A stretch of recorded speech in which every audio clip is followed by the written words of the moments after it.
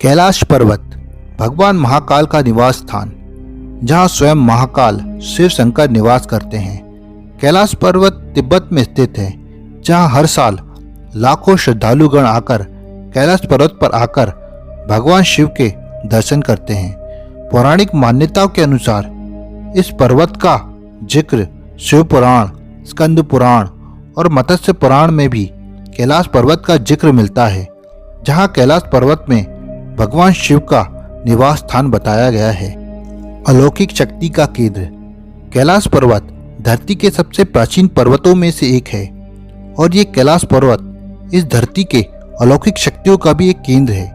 ये कहा जाता है कि कैलाश धरती का केंद्र बिंदु है, जहाँ 10 दिशाएं मिलती हैं। रशिया के वैज्ञानिक के अनुसार केंद्र बिंदु वो स्थान है जहाँ कई अलौकिक दिव्य शक्ति का प्रवाह विद्यमान है, जिसे आप योग व ध्यान मुद्रा के द्वारा इन शक्तियों से संपर्क कर सकते हैं। कैलाश पर्वत पर कोई नहीं चढ़ सकता। हिंदू मान्यताओं के अनुसार कैलाश पर्वत पर चढ़ना निषिद्ध माना गया है, परंतु 11वीं सदी में तिब्बत के बौद्ध योगी मिलारेपा ने इस पर्वत की चढ़ाई की थी।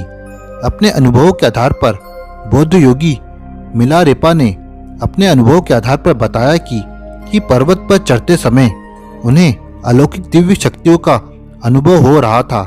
ये दिव्य शक्ति उन्हें पर्वत में चढ़ने से रोक रही थी। चूंकि कैलाश पर्वत भगवान शिव शंकर का निवास स्थान है, इसलिए उस पर्वत पर भगवान शिव शंकर की अनुमति के बिना कोई भी नहीं चढ़ सकता। तेजी से बढ़ता समय कैलाश पर्वत का सबसे रहस्यमय बात यह है कि यहाँ समय बहुत तेजी से बढ़ता है। कई यात्रियों ने दावा किया है कि कैलाश पर्वत के चारों ओर समय बहुत तेजी से घूमता है।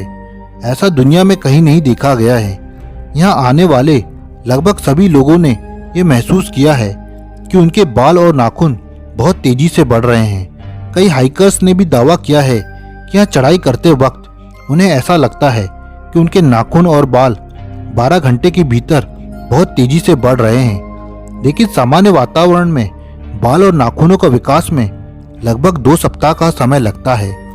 यह बात वैज्ञानिक आज तक समझ नहीं पाए हैं। सिर्फ पुण्य आत्मा ही निवास कर सकती है। हिंदू मान्यता के अनुसार कैलाश पर्वत पर केवल पुण्य आत्मा ही निवास कर सकती है।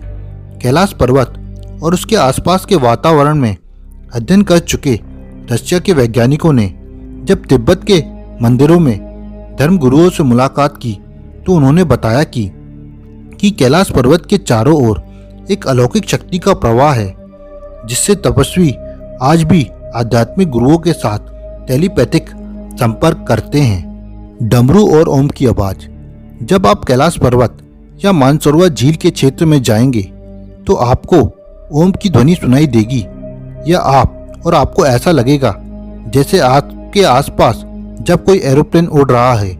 लेकिन ध्यान से सुनने में आपको ऐसा लगेगा कि आवाज डमरू या ओम की ध्वनि की भांति सुनाई देगी। वैज्ञानिकों का यह कहना है कि ये हो सकता है कि ये आवाज बर्फ के पिघलने की हो, और ये भी हो सकता है कि प्रकाश और ध्वनि के बीच में इस तरह का समागम हो कि यहाँ से ओम की ध्वनि सुनाई देती है। आसमान में लाइट का चमकना हिंदू धर्म की मान्यता के अनुसार कैलाश पर्वत जितना पवित्र है, उतना ही कई तरह के रहस्यों से भरा पड़ा है। कई पर्वतारोही द्वारा ये दावा किया गया है कि कैलाश पर्वत पर 7 तरह की लाइटें आसमान में चमकती हुई देखी गई है।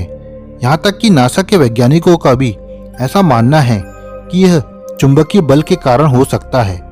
यहाँ का चुंबकीय बल आसमान से मिलकर कई बार इस तरह की चीजों का निर्माण करता है। यहाँ से क्यों सभी नदियों का उद्गम इस पर्वत की कैलाश पर्वत की चारों दिशाओं में चारों नदियों का उद्गम हुआ है। ब्रह्मपुत्र, सिंध, सतलज व कर्नाली इन नदियों से ही गई है। सरस्वती सहित चीन की अन्य नदियां भी यहाँ से निकलती है। कैलाश की चारों दिशाओं में विभिन्न जानवरों के मुख है, जिनसे इन नदियों का उद्गम हुआ है। पूर्व में आशा मुख, पश्चिम में हाथी का मुख, उत्तर में सिंह का मुख, दक्षिण में मोर का मुख। यति मानव का रहस्य हिमालय वासियों का मानना है कि हिमालय पर यति मानव रहता है। इसे कोई भूरा भालू कहता है, तो कोई जंगली मानव या हिम मानव। ऐसी धारणा प्रचलित है कि ये लोगों को मारकर खा जाता है। विश्व भर में करीब 30 से ज़्यादा वैज्ञानिकों ने भी दावा किया है कि हिमालय के बर्फीले इलाकों में हिम मानव मौजूद हैं। तो दोस्तों, कैसी लगी आपको ये वीडियो? आप कमेंट बॉक्स में कमेंट करें और हमारे चैनल को सब्सक्राइब करें।